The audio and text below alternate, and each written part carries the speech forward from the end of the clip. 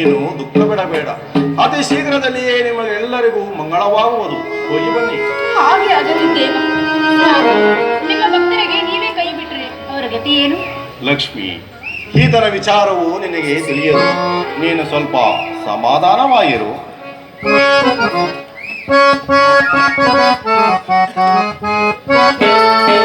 ಸಂತಾಪಿಸುವೆಯೇ ಎಲೆ ಕಾಂತೆಯೇ, ಚಿಂತೆಯ ಬಿಡು ಬಿಡು ನೀ ತಂದೆ. ಸಂತಾಪಿಸುವೆಯೇ ಎಲೆ ಕಾಂತೆಯೇ, ಚಿಂತೆಯ ಬಿಡು ಬಿಡು ನೀ.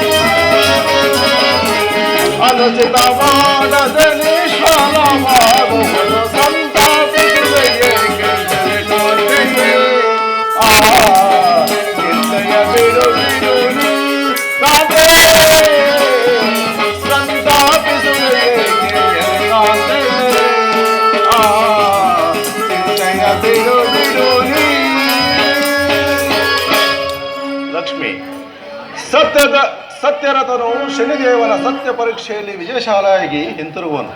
ನೀನು ಚಿಂತಿಸಬೇಡ ದೇವಿ. ಆಗಬಹುದು ಸ್ವಾಮಿ. ಈಗ ನಿನಗೆ ಸಂತೋಷವಾಯಿತೆ? ಸಂತೋಷವಾಯಿತು ಸ್ವಾಮಿ.